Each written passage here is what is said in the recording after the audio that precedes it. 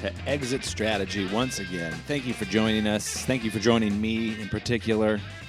My guest also thanks you. I'm assuming we're very appreciative of our listeners, people that say, you know what, I'd like to listen in for about an hour, maybe an hour 02 to what these guys got to talk about. I appreciate you. Thanks for listening. Thanks for subscribing. Tell your friends. Let them know this is something special. This is something to listen to. Leave a review. Rate it on iTunes. Help out the show. The other day I said, hey, give me a few more reviews on iTunes. I'm sick of looking at this odd number 17, and boom, people did it. I feel like I have too much power. Please do my bidding. And I'm not asking you to kiss my feet or anything. I'm just saying, hey, help me out if you enjoy the show, and I'll keep making this show, and I'll make it better. I'll make it bigger. I don't know if I'm going to make it bigger. If I started putting out 4-hour exit strategies, I've lost my damn mind. Please stop me. But if you have any other criticisms, any other comments about the show, compliments even, please let me know. Email the podcast at exitstrategypod@gmail.com. I'd love to hear from you. I don't know, maybe I'll even read it on air. You'll be famous. Imagine that. Well, it's time to get to the show. It's time to get to this week's interview. This week I have Strickland Williams. Comedian Strickland Williams is on the show. He is probably one of my oldest friends in the comedy industry. We actually did our first booked comedy show together back in the winter of 2009, I want to say. One of the first people that I met and hung around in Los Angeles, California, and it's been kind of a fun journey to see him, see his career, see where things take him. He's a very talented and brilliant man. We've caught Alan in an interesting point in his career, and I think this is kind of a fun interview just to hear from this perspective. I feel like at some point he's going to be so successful that this is going to be a very fascinating time capsule. But right now, I'll give you the Cliff's Notes. Strickland Williams, very talented comedian. He's been doing it for several years. In 2014, he was featured on the Conan O'Brien show, did a set. I was lucky enough to be there to watch him tape it. Was very proud of the man. And from there, several years of comedy bookings and living life as a comedian transpired. He was able to pay his bills by doing stand-up comedy, which is a blessing that very few of us are actually able to attain.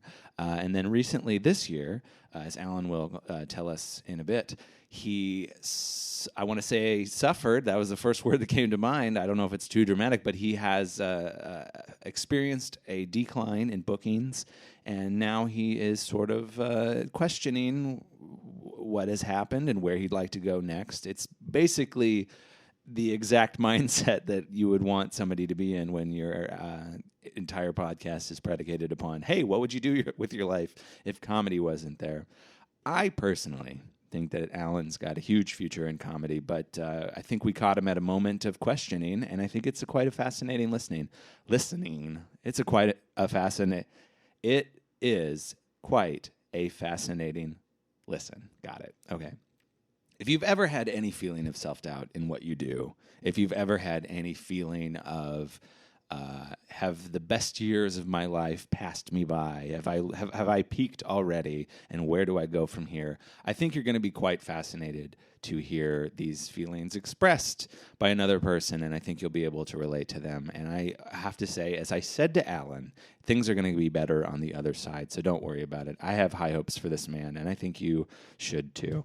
So, ladies and gentlemen, please fasten your seatbelts. I'm assuming you're driving while listening to this podcast. And if you haven't put on your seatbelt, please, what are you doing? There's laws.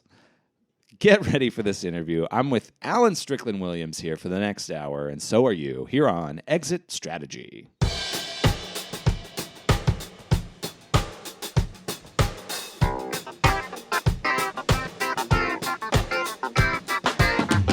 Test 1, 2.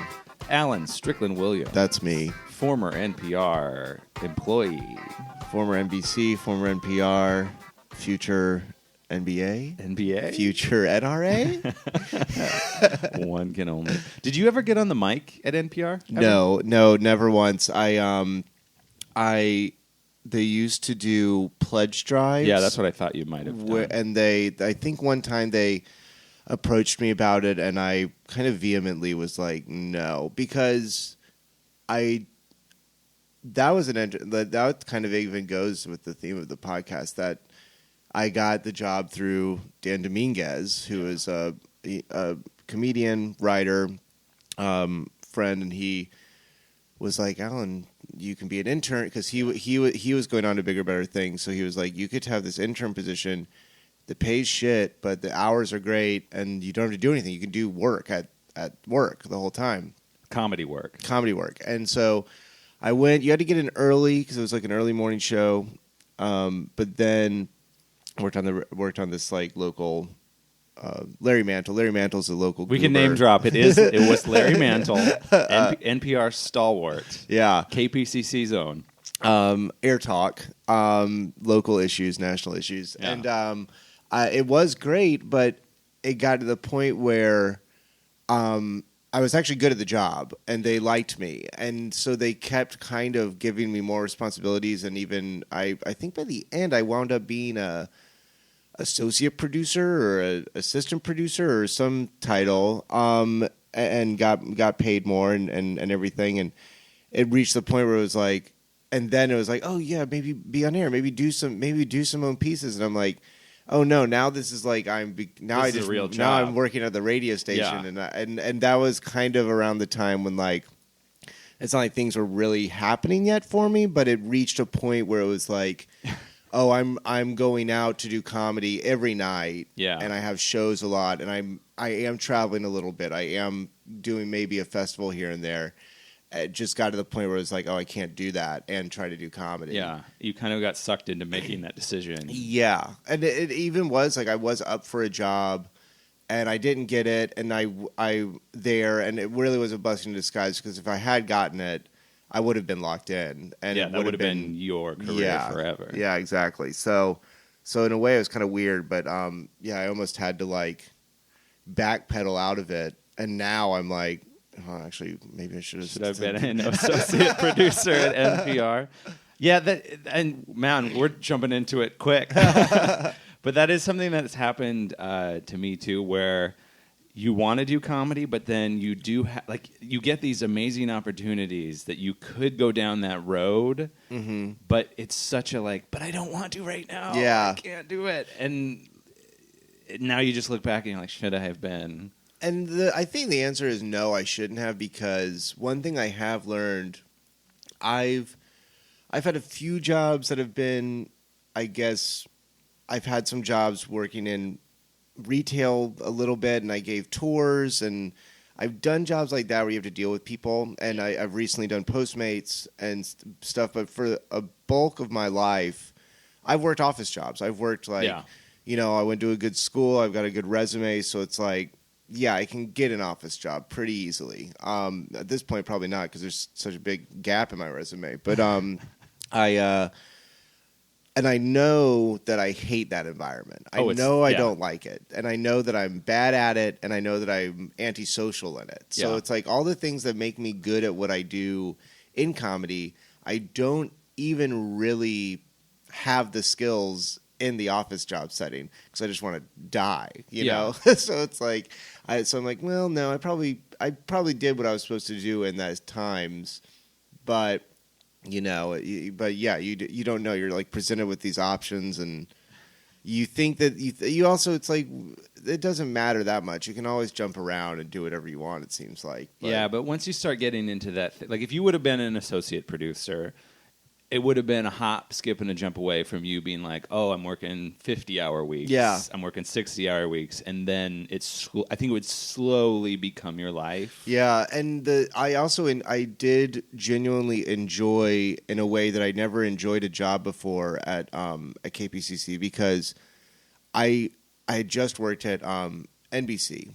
Mm-hmm. And I was a page there, and it was a weird culture there, because I mean, NBC was still, I think 30 Rock was still on when I was there, and maybe The Office. Like, obviously, there's some good stuff there, but for the most part, everything was bad that they did, and they kind of knew, they had to have known it was bad, and like, And it was just this kind of like depressing, like we're just pumping out garbage, and like you'd see how much people would get paid to write these scripts that were just like god awful. And then like working at the radio station, it was nice because I was like, this is doing a good service. At first, like I felt like that. And then after a while, the culture of the newsroom, I realized was kind of I found it to be a little toxic. A few things happened while I was there that made me look at journalism as within the newsroom. Yeah, like things that happened on our show, things that I saw how employees were treated in certain situations. That like also the station unionized when I was there, and like the higher ups like really were trying to get the people not to unionize. This is fucking public radio. Like what the fuck? And then also like the history of KPCC is it was started by this guy, I can't remember his name, Craig something, and he was like the old timer. He was like the radio guy, there. Like he started it out of the basement of Pasadena City College, it's a good thing. It grew and grew, and it's a pretty respectable station now. But when I was there, and also this happened at NBC, I saw NBC go through dynasty change of Leno to Conan, and then I also saw the what is it called that bought them? NBC Comcast, yeah. And then at the radio station, what happened was it was like this happy little family that kind of ran it forever, and then like they got this huge like multi-million-dollar grant from some sort of Latino nonprofit or something to reach out to the Latino community and have more representation voices on air, which makes total sense, which is a good cause. But what they did was they hired that A. Martinez guy, which is just like an ESPN sports guy, and like paired him with Madeline Brand in the morning, and it was just like, what the fuck is going on? Like a Zoo Crew kind of show? It was like a variety show. It wasn't even really a magazine show. It was like a lot of more lighter fare, and then it just got really crazy. Where then it was like the digital team was like had more employees than any of the shows, and which obviously you have to do. It's changing media landscapes, blah blah blah. But like, and then they bring in some guy that used to work at the Dodgers and this lady that used to work at the Times, and they were all like just real businessy, and it was just like an entire culture change. It was very interesting to be there. So basically, if Alan Strickland Williams gets hired at your job, you're going through a sea change. Something's going on, digital to analog to digital. Something crazy political is happening. They're unionizing, and you are supposed to be the glue that holds them together. Yeah, that was my job. Meanwhile, all you want to do is go out to bars and tell jokes for 8 minutes at a time. I want to leave work at 3, which that was the nice thing about it was the show aired at like 10, so you'd have to get in at like 7, which was more That's like rough. that was more like an 8 for me. Yeah. And you go through, you look at everything that's going on, and you pitch stories, and you do research, and then you do the show, and then basically you could do a little like. If you have like an author on the next day, you could do a pre-interview, be like, hey, here's what we're going to be talking about, whatever. But for the most part, you can't do anything because what if there's an earthquake or what if there's a shooting or something? Yeah, so out by 3. It doesn't make sense to plan that far ahead. Yeah. So that was the nice part. But then it almost would have been, I don't know. I've always thought, what is the perfect sweet spot for a comedy 9 to 5? What is it? It's probably something like 11 to 4. Yeah. It's not an 8-hour day. Yeah. I mean, let's be honest. It just doesn't work.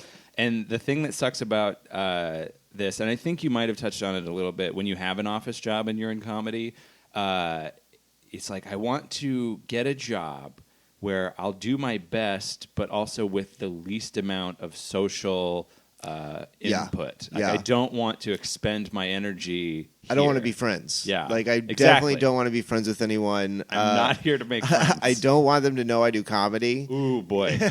I don't think that computes to people. Yeah. When people at an office job find out that you do comedy, after you haven't told them, it's almost like they're offended that you wouldn't have invited them to all your shows. But it's like, I don't want... If I have a coworker in the audience... all I'm going to be thinking about is that coworker in the audience. Yeah, ideal world, no one goes to actual shows. Yeah. They just exist in vacuums. Yeah. I'll say exactly what I want. Yeah.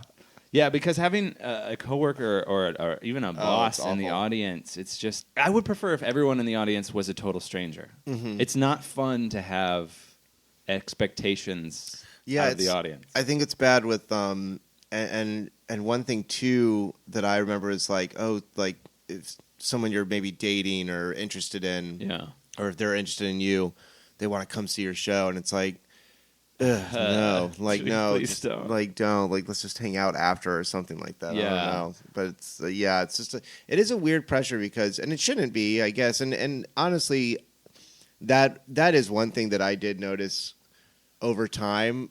It got to the point I'm like, yeah, come to my fucking show. I'm gonna crush. It's gonna be great. I'm really fucking funny. You're gonna love it. Yeah. But in those first few years, it's like I don't even know if I'm doing this right yet. So it's like, and then it's let me figure this out before. Yeah. And I don't and also a lot of times I literally can't vouch for the show being good. Performing on. Yeah, exactly. Or the other performers. I don't want you to have to watch an hour and a half of awful comedy, because then you'll never come to the ones that I actually want you to come to. Exactly. Yeah, it's such a weird dance that we have to do, and it's like, God, I just want to get a job where I can sit in the corner. I just want to seal envelopes all day. That's all I want to do. I want to seal envelopes at a living wage.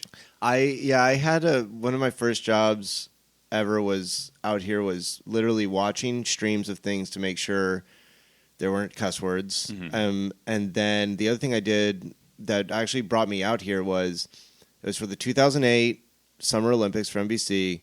I literally sat in a chair and watched the stream from 3 p.m. to 11 or midnight to make sure that the promos that were playing weren't screwing up. Yeah. And I got $600 a week. I believe that was Harry Crane's job on Mad Men. And I literally I was just like, I would get a $5 Little Caesars and eat all of it throughout the day. You're just alone in a room. I'd sit in this cubicle. Yeah. And I'd be there. It was an office I interned at the year before. So I knew people there. But I came in at 3. I see people for 2 hours. And then they leave. Then it's just me and the janitor.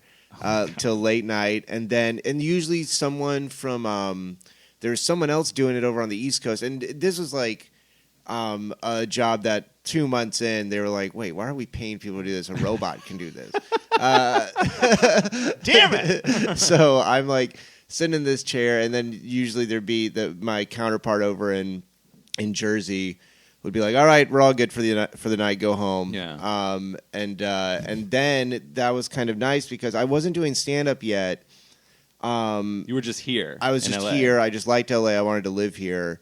And I didn't know anybody, so I would go out because you could still go out. It's 11. It's not even if and it's you don't midnight. Have to be in until 3. And I'd be in 3, so I didn't know anyone. So I would just go to bars to try to meet people or get laid or whatever. And I would just get so drunk. I didn't have any confidence or people skills yet, so I would just always go home alone. And you're 21. I'm 21. Yeah. I'm fresh, like a little boy. And so that was it was weird because I'm oh man, that actually would be kind of all right now. And $600 a week, I had no idea what money was. So I'm I feel like a king. I still don't know.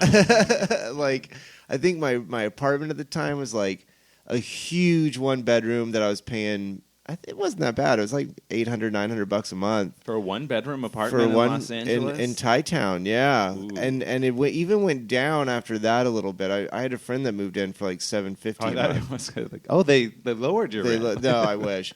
But it was it was a huge place with 2. It was a true 1-bedroom and a huge living room. Oh, I was at that place. Yeah, you had a huge boardroom table for some reason. That's the thing. I had I had a recliner. I had a recliner. I had an 8-person table, an honest to God conference room table. Yeah, I got it from out of the closet right across the street. I was this is nice. I can work on it and I can eat at it. But I'm I had 1 chair at it. I'm I live alone.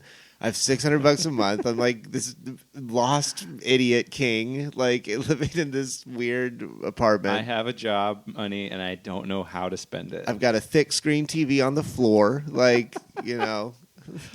Did you ever do a dinner with someone where you sat at one side of the table and then everybody sat at the other one? Well, I did used to make Eric Dodorian spaghetti all the time. Yeah. When we first started hanging out and going to mics and stuff, and we would have a lot of late night food because we didn't eat right during the day and then just got really drunk at an open mic, or we would have like some eggs and bacon because we would crash at each other's places and then like wake up and eat. Yeah, and do it all over And again. do it again, yeah. God, we used to drink these big screwdrivers, these big vodka orange juices. Like at his place, for some reason, he had these, you know, those big cups, like, you know what I'm talking about, where they're like kind of teal, the weird plastic, so it's like a matte, kind of like that, like a big plastic cup like you get from Target or something. And we would just fill them up with vodka and orange juice. Oh my God.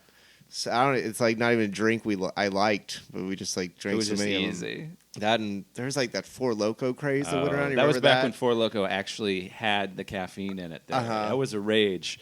Right around the time that I think we were both starting comedy. Yeah. It was around Four Loko's infancy. It must have been like 2009 or 2010. Yeah, It probably was 2010. Probably 2010. Because that was like Four Loko, Air Dodorian's house, NBA Jam. That was your life. Big Fish in Glendale. remember the shows at Big Fish? Oh, Big Fish, which is now, I don't know if you know this, a super gentrified. I know, like, I saw it. Glitzy as fuck bar. But back in the day, it was run by Cheeser and Billy Dilly. A man, the bartender on his driver's license, the address for his home was the bar he worked at. Yeah. And that place had comedy shows for there was no reason to have them there other than it was a drunken affair because no one was listening to your comedy. Yeah, well, that was the place, and I think about this a lot. This is one of my favorite things that ever happened in comedy is you were on stage and you were somehow making jokes about or talking about Altamont. Oh yeah, and Cheeser just from the bar goes, Altamont, I was there. Yeah. The bartender Cheeser then got into a conversation with me about Altamont that looped around and repeated itself 2.5 times before I could finally get one of you guys in range to get out of that conversation. Yeah. But I, as shitty and as stressed out as I was about money, like there were times where I'm just like, I can't afford food. Like I have to beg my parents to just please save my life right now. Yeah. Those are still so fun. To me, I still look back at those and be like, oh, those were the easy days. Yeah, they that were. was back when comedy was fun. It was purely fun. It was, you also, like, the things that weigh you down now didn't happen. Then, like, I still consider myself a pretty sociable person, but, like, I don't want to go out and talk. I just don't want to go out and talk to people anymore. Like, I don't want to go be seen or, like, have to shake hands or be nice to people. And I guess you don't have to do that if you go out necessarily, but if you're in comedy, I don't know if this is something that we just did or if this is how it always is, but for the first 5 years of doing stand-up, there was somebody's birthday party every fucking weekend. Every weekend, and also there was a lot of, like, piling into a car and going to mics together and kind of operating as a unit, going to each other's big shows. And I'm sure that happens everywhere, but there's still camaraderie for sure. Yeah, and like, you know, and I see it in the younger comics, and that's great. But it's like, yeah, at a certain point, I'm like, do I really want to get out, take the bus or drive, go see people? Even I've been canceling shows just like left and right, especially now that I lost my car. Well, that's a weird way to put it. My car got totaled. Cannot find. I just can't find it. Yeah, I keep pressing the little button. And yeah, that's just like, well, am I really going to go do a free show? Yeah, like any barrier of entry to doing that show is I'm out. It's gotten to the point where, I mean, it's certainly not going to be parties every weekend that I don't even know about them. Yeah. For one thing, they're not on my radar. But if there's ever 2 events on one night or even 3, there was a time where I would go to all 3 of those. Oh yeah. Now, whichever one is closest, I might go to. I went to 2 birthday parties last night, and I really couldn't believe it. actually. And then I even hung out afterwards. We went to someone's apartment after that, and like I haven't done something like that in a while. And it kind of, and also like I don't know about you, but Halloween, like Halloween lasted for I don't know like 3 months this year.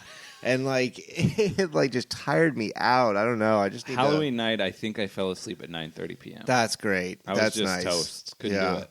I went to sleep at like 10 p.m. like last week or something.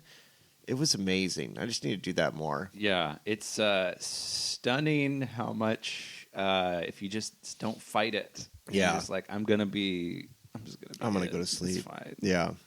But back in the day, back in the younger days, it was still thrilling to do that. It was still thrilling to meet everybody. But then I think that once you've met your friends and you kind of figure out, okay, these are the people that I will always gravitate to at the parties, that pares down your number of people you hang out to half that. And then just by virtue of everybody being like, oh, I'm working on this, I've got this other thing, this other obligation, I moved away.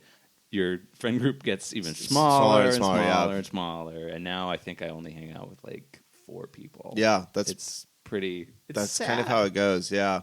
But then, the nice thing I will say about that is that then when you run into someone or are booked on a show with someone, there is kind of a nostalgic, nice quality to it that's always nice, where it's like, I'm glad I made it out because I got to see like Jeff or Dave or whatever. There's a familiarity with those people that if I see you, I know, oh, that's Alan, that's a friend, I can chat with him, and it just sort of, it's not a superficial, conversation about, what are you up to? And that's kind of the shit that I'm tired of. I'm just tired of, the niceties and stuff. The chit-chat. Yeah, I just have no interest in it, and that's, everything starts that way, so you shouldn't be so against it, but just sometimes it's just like, I don't want to have to play nice, and there are, and also just the older I get, the more I'm like, I don't like this person. I don't want to talk to them. And I don't need anything from this person. Yeah, that doesn't need to happen anymore. Yeah, we can't do anything for each other. All right, bye. You're not playing the politics anymore. Alan? You're not kissing some rings. I'm out. Well, speaking of getting out, let's talk about it. Yeah, let's talk about what you would do if you didn't do comedy. So I'm kind of intrigued. I feel like you. Well, this is it's kind of interesting because in a way, I've kind of done this year. And I mean, I'm not by any means quitting or anything, but I guess let's say since right before I did Conan, which was in 2014. Mm-hmm.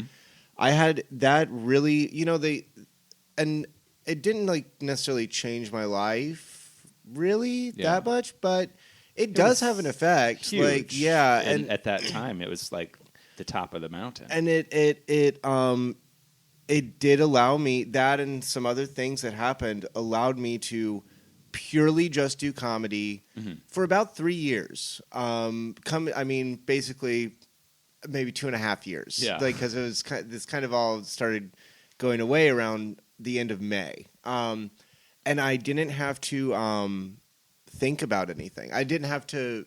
I didn't stress about money. I didn't think about it enough. Unfortunately, I wish I had, because I could have probably saved a little bit better. But also, it's just, even you got to have a lot of money to keep money, I think. To save it. Anyway, my joke is I used to be a professional comedian for 3 years. I did this thing, and then around May of this year, and even May was crazy. I was in I think I headlined a festival. I did another festival. I worked a club, and then June or July, somewhere around there, I had another club date. And then just everything stopped. All the money ran out or dried up or whatever, and work stopped coming. And that was I didn't know what to do. And so I started PostMating, because it's I have a car, and PostMating sucks, obviously, but they are great. They pay you out. Like, you know, like if you're consistent check. If you're in a pinch and you're okay with being in your car for 10 or 12 hours, you can make $200 in a day. Like, it's not that hard. So, you know, that's what I would do. And then my fucking car got totaled. Somebody hit your car. Somebody hit my car. They took an illegal left-hand turn. I was also on my way to my agent, like to talk about pitching this next show I wanted to pitch. God. And so the thing is that it's like, it's very difficult because it's like, okay, the money's drying up, the jobs aren't coming, but, you know, I can do this other thing. And then, you know what, I have these other projects going on, and I have representation. I'm thankful for that. I'm thankful for the time I got. I'm grateful for not having to worry about it and, you know, appreciating that. But it's just like the back and forth of it all has gotten to the point where, and then like I had some medical shit happening, and like now the car's gone, and like I borrowed a friend's car recently and did some more PostMating, and I was like, this is unsustainable long term. Even if I were to get a car, it's just a life jacket. It's not a life. Exactly. And so I'm like, okay, well, what's a way that I could keep doing? And I've had the other thing too is that like in this industry, I sold a show this year, but you don't get paid until like forever afterwards.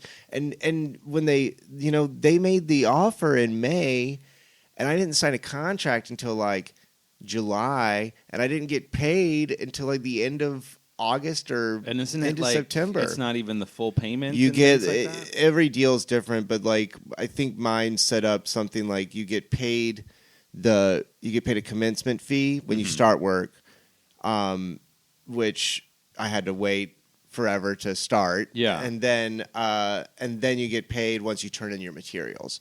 So now I've turned in the materials, and I'm waiting to find out when I'm going to get paid.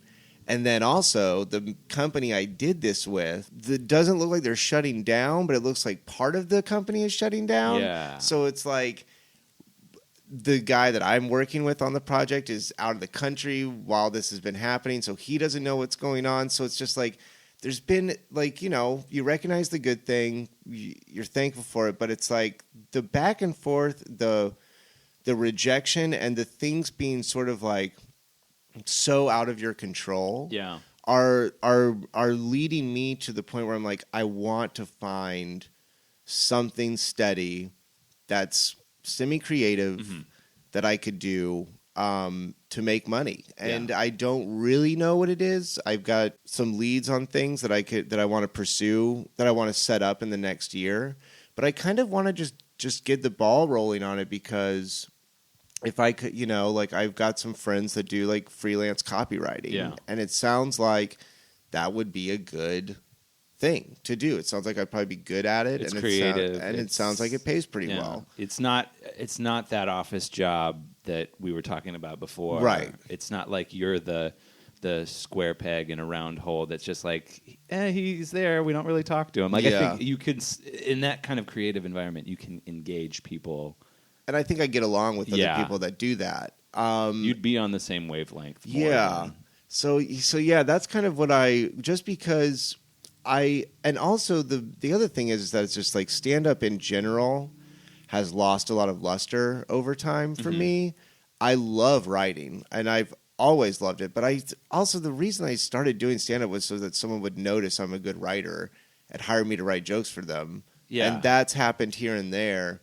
But I'm like, that's what I really want out of this anyway. And it's like, why? You've always viewed stand-up as a means to an end. Yeah, well, I've just always looked at myself as a writer. And I think a lot of people do, too. That being said, it's fun headlining. Like, that's been a really fun thing. It's cool to be able to work a club, and everyone the performance aspect is very enticing. It's fun. It's fun. It's a hard party. To discount that. You're the coolest person in the room. You know, like, that's great. But so much of stand-up you do for fucking free. Like, especially in town. And it's just like, I would rather stay in and work on a script. Like, I would rather put together a pitch to take out. Like, and then get into that world more and more. So I figure it's like, well, if there's something I could do during the day that pays the bills and maybe gives me a little extra money to be like more of a real human person. Being.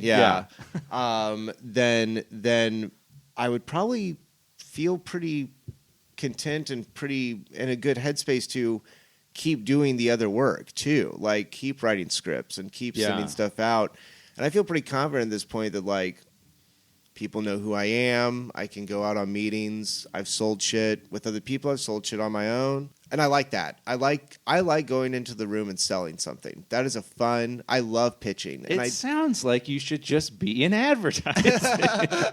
That's true. That's like funny. if you, because this is the thing, you have the exit strategy of copywriting and having a semi-creative profession that will get you on financial footing. But is it something that could you see yourself being like, oh, I'm fine with this as a life?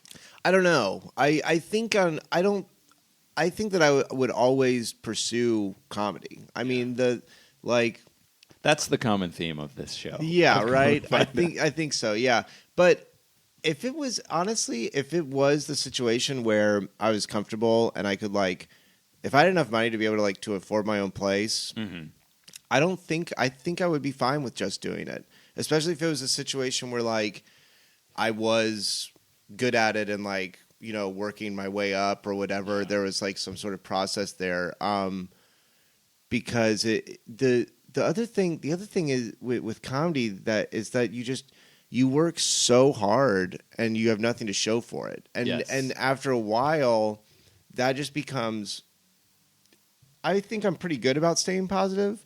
But this year, particularly, so many things, and in some ways, it's been a great year. Good things have happened, but the bad things, the things that have been obstacles or challenging, I'm objectively, this has been the worst year of my adult life. As a post college or whatever you want to say, post high school, whatever, and I've started to feel more bitter towards. I guess just comedy in general or Hollywood, whatever you want to say. And I don't like that. And I want to be proactive about that and I don't want to be like the rat on the ship and be hating it as it goes down. I want to be I think that if I got a little distance from it, I think I would just enjoy it more again. And I would enjoy stand-up more, and the whole process of everything, and it wouldn't weigh that heavily on me. If it was just pure doing comedy without the career, and I think that if I was doing this show in a different city, mm-hmm. people's answers would be wildly different. Yeah. And I've interviewed a few people that have had a little bit more industry side, and you can tell that there's a little bit more of, and I hope I'm not reading into this too much, there's a little bit more of a chip on your guys' shoulders when you've dealt with the industry, because I think it just taints everything, because when you got into it, you were just a kid who loved comedy. But then this comes in and makes it something different. The other thing is, and granted, I'm a pretty cynical person, and I don't have a really high view of a lot of other people, but that being said, my kind of I moved out to LA because I loved LA. I liked the vibe, and I wanted to be an executive. That's what I wanted to do. I wanted to work in development on that side, and I was an NBC page, so I gave tours the lot. But then you also and you see the audience for the Tonight Show or whatever, and and you drive Jay's cars. You got to drive Jay's cars? No. I was going to say. But the conversation over. We did have to learn. We did have to find out what the car was every day to talk about it on the tour, though. That's 300 cars. Yeah, he had a lot of cars. He had some kooky cars, that guy. But what you go on these things called assignments, where you're basically working as an assistant or catch-all, in a department. And I got the best one. I got the primetime in development thing. So I saw the development process. I saw how it worked. I saw how people would pitch. I still remember seeing Bob Odenkirk come in to pitch something, and the way that the executives talked about it afterwards. I'm like, oh, you guys didn't get it. Fuck. Yeah. So then I'm like, oh, okay, so everyone's stupid. I'm just looking out. I'm just oh, everyone's stupid and scared, and they're trying to chase the thing that worked, but they don't want it to be too like the thing that worked. Like, you know, all that Hollywood bullshit is so real, and it's still real even as I think that the market is getting better about representing good shit out there because there's just so many options niche now. Yeah, you can really have your X type of show and your Y type of show and everything in between.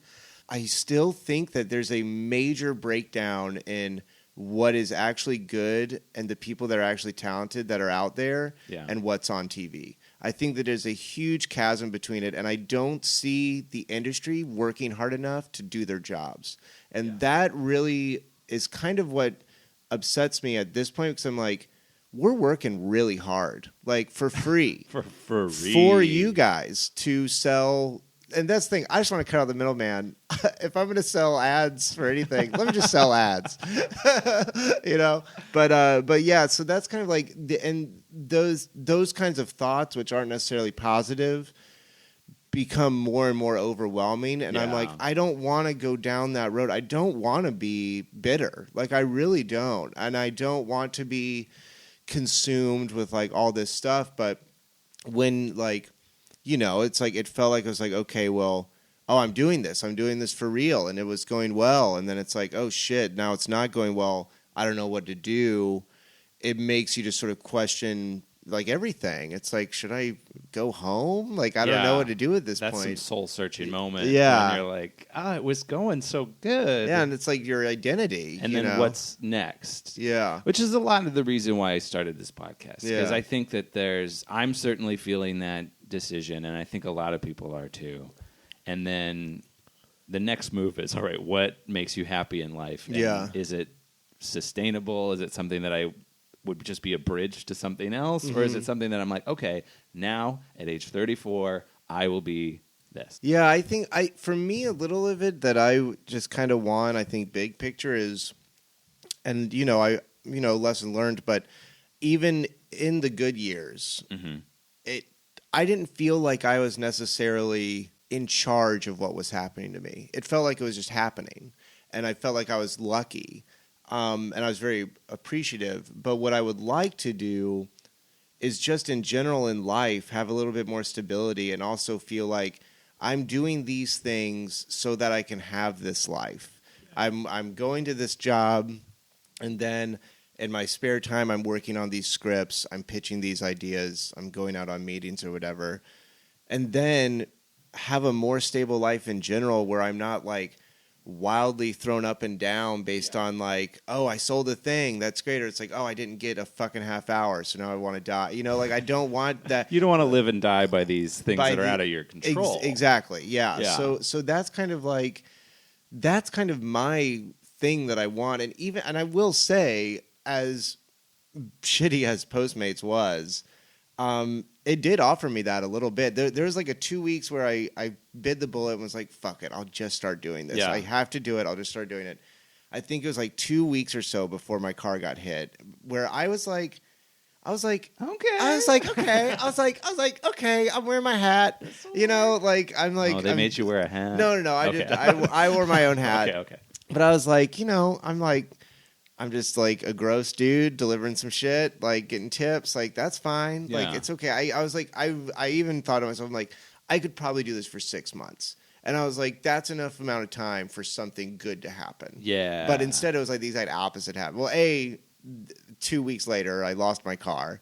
And like everything in life just came to this nexus point of like, Alan, stop doing so bad. Yeah, exactly. Yeah. And like, just like what, like literally like I was just kind of thinking about it, like almost journaling about it. Like, I'm like, wow, like this year, like something pretty bad has happened each month. like pretty bad. Next. So, and I had some other projects going on just recently that I've done all my work for. So I'm kind of like, just get me to the end of 2017. Yeah. Let's try again next year. It kind of sounds like you are living your life where you're just sort of, I got to float here until the next wave gets me where I need to go. And that's the thing that I would like to not be so beholden to. Yeah. I would like to have a situation where I can even if it's freelance, even if it's working remotely, or if I go into an office, whatever.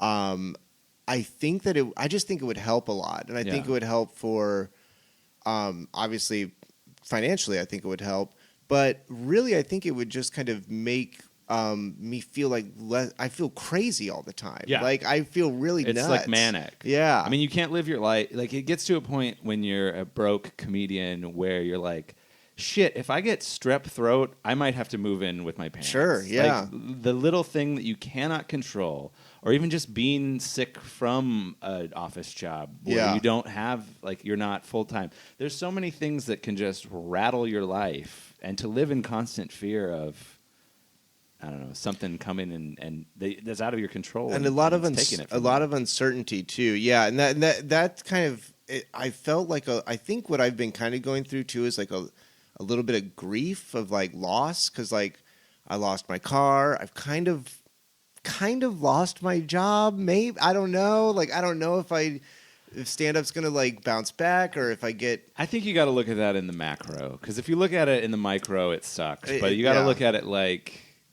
I mean, if you did end up having a career, I don't know why I said if you did end up, when you do have the rest of your stand-up career, you're gonna be like, oh, that was 6 months that I didn't really do it as hard, and it's gonna seem so small in comparison. Well, it's just I just don't know if I have it in me. If I have another year like this, it's over. It's over. Like and I mean like it's been bad. Like I've been this type of like it's led to some self-destructive behavior, some bad thoughts, and it's like I'm old enough now to recognize the things about myself that are I would say like points of concern.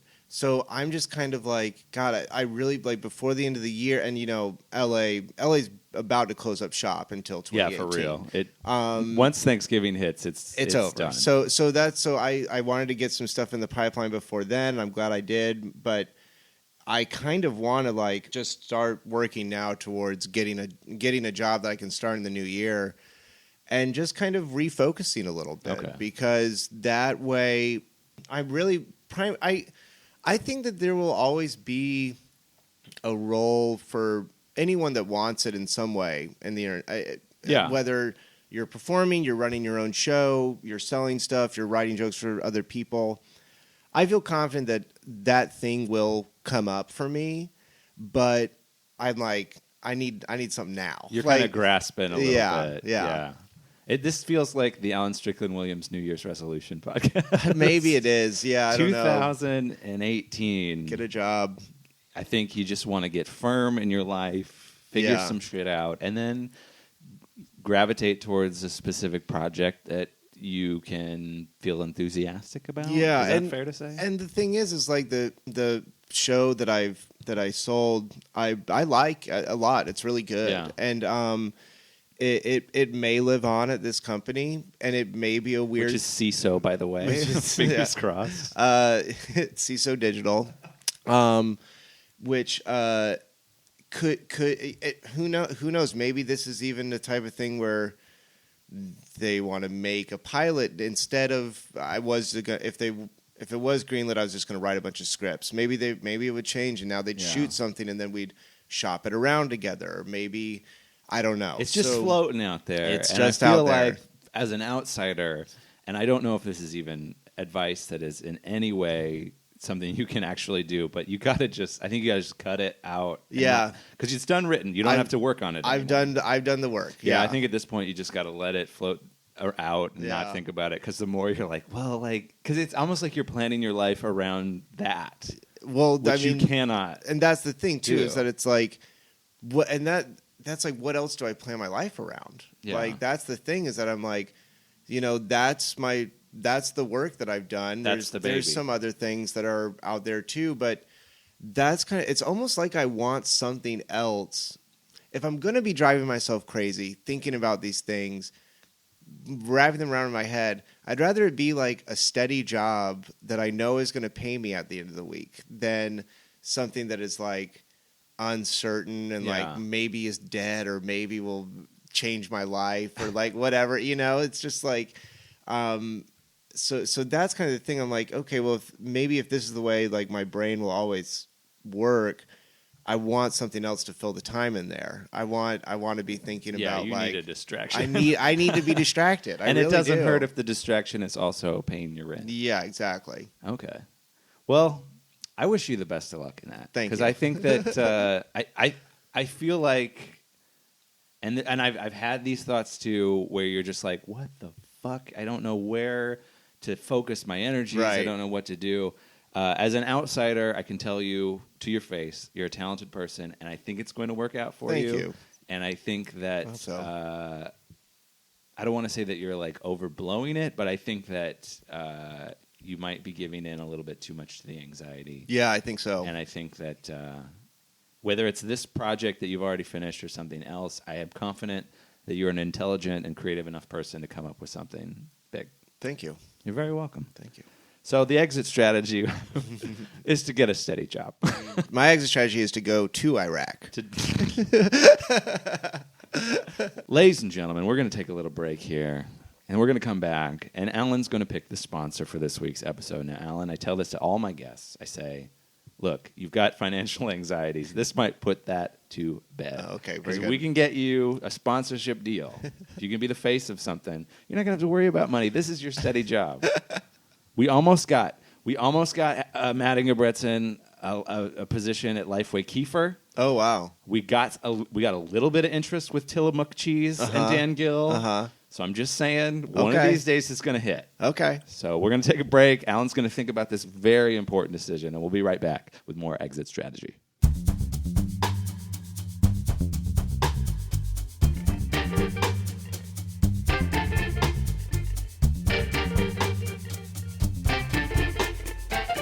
You're researching your sponsor. I'm not getting paid for this. Oh, maybe someday. Okay, that's something to hold on to. We might get you some residual checks. You're on the Holy Fuck CD, and I think on Spotify we still generate like 15 cents worth of I residuals every year. There's that, and then there's some I don't know how, but Rooftop Media, they had Big Brother cameras everywhere or something, and they're like, hey, we recorded your set at the West Side Eclectic or whatever. Yeah. And I think I'll get from Sound Exchange, I get I don't know, every 2 months I get $20 from this 7-minute set that I don't know how people are watching or listening to. I think it just rotates around and it's the same with audio tracks with all those Sirius radio channels. Right. They just you mean like Raw Dog Comedy? Yeah, they just rotate through comedy tracks. You know who's big on Raw Dog Comedy? Who's big on Raw Dog? Is James Fritz, our resident Raw Dog here. He's a resident Raw Dog? Woof, Yeah. woof. Oh, man. James is very funny. James has a good album. What's it called? Still Together? Yeah, I want to get James on here because I think he'll get... James will have some things to say. That'll be the best episode. That's going to be a 2-part episode. Yeah. Minimum. The rise and fall. It might rise and fall within the episode. Oh, man. But I noticed you were researching your sponsor, and I think you're ready to unveil it. Yeah, so my sponsor is Nolet's Silver Dry Gin. It's a wonderful gin. I found out about it when I like martinis. I like gin martinis because gin martinis are obviously the correct martini. If you drink a vodka martini, go to hell. Go to hell. Which is their actual real motto. That's their slogan.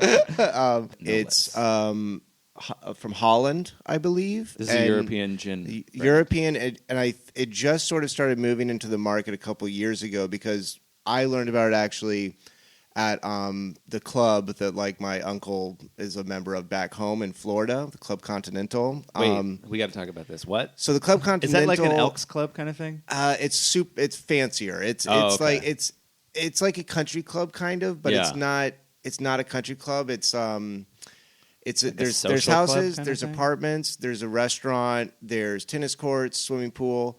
And it's right on the river, and it's lovely. And I think that it used to be owned by the property was owned by the Palmolive fortune dynasty, whatever. So it's beautiful, and he's been there for years. He's like worked on the board here and there, and my family's been members forever or whatever. And you go and you have like a fancy meal, and it's like people get married there and stuff. But my uncle and I, we always go whenever I'm home. And what if it was Mar-a-Lago? this nice little place. And my uncle knows everyone that works there, so he was like, "Do you guys like gin?" And I was like, "Oh, I actually was going to order a martini." And he was like, "We just got this new gin at the bar. Let me make you a martini, see what you think." Yeah. And it was the best drink I've ever had in my life. It's so good. The gin, like usually what I do is I get well gin and I just say make it like dirty and throw in a lot of olives, and that's how you get through. This is I don't even order it dirty. I don't order it dirty at all. I'll just let the gin do the work. Maybe one olive, maybe and it because it's really great. It's like the botanicals in it are like it's like peach, something called Turkish rose, and raspberries, and so it's like this lovely like, and it's not too strong. It's very like it almost tastes like there's like elderflower notes to it or something like that. It's got some depth to it. Just a little, just enough to make it completely palatable, which I think a lot of people don't understand that gin is. I was about to say. And I think that a lot of people listening are probably thinking the same thing. Gin is awful. Yeah. And I wonder if it's just because I've never had good gin. Well, the thing that I remember when Hendrick's came out, which is the cucumber infused gin, and I remember it being all the rage and like, oh yeah, we're drinking gin again, and I fucking hate cucumber. I think it's disgusting. I hate the texture. I hate everything about it. So I'm like.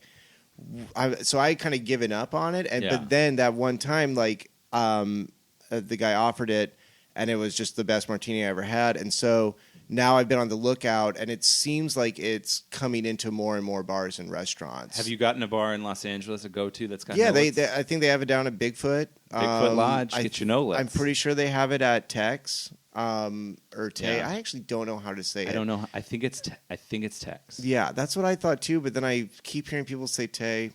It's soda pop, whatever you want to say. But yeah, it's just like it's the perfect gin for a martini. And I want to try this now. I want to give gin a second shot. It's great. Or a third. However, I've only had Seagram's, and Seagram's is awful. No. Yeah. You gotta. Yeah, and like it's at Bevmo, and it's not that expensive either. Well, what's our price point? I think it's like $40. I think not it's bad. like. I think it's like. It might even be cheaper than that. It might be like 35. 35. But that's a doable bottle of liquor. It is so worth it. So worth it. Best martini you'll ever have. Nolet. I could see you doing print ads for Nolets. The best. I don't know if I would say it was my best show, but it was maybe my most on-brand show. I did a show at the Soho House. Okay. And I ordered they had Nolets, and I got a martini, and I took a martini up on stage. Wow. And it was just the best I've ever felt. If that's what stand-up was like all the time, I'd never quit. You have to get a point, like you have to build your career up to the point where it's totally against the law, but they still allow you to go up on stage with a lit cigarette and a martini. And that, I think, is when you will see just the pinnacle of your career. That's it. Yeah, that's when I'm on top. That's when Alan's firing on all cylinders. Yeah. I can see you on stage with it's like you're the more classy Ron White. Yeah, that's me. I got to sell a lot of ads first before I do that. A lot of ads.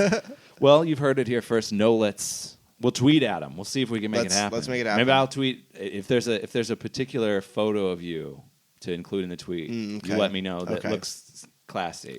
We might have to do a shoot. I don't know. That might come out of pocket. But as far as let's stop plugging companies. This isn't a corporate shill podcast. Let's plug Alan. He needs work. If somebody listening has never seen you or never read anything or heard anything you've said, what would be like the thing you want to point to, say, this is me, check me out. This is your entry point. I guess just watch my Conan Conan clip. set. But then also I think my Twitter's a pretty good insight to who you are, jokes and my life. At insanity.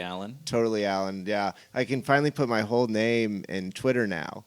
For years it would stop at Alan Strickland Willie, and finally finally they've extended it, and I will say that was a good thing that happened this year. Yeah, finally Twitter got.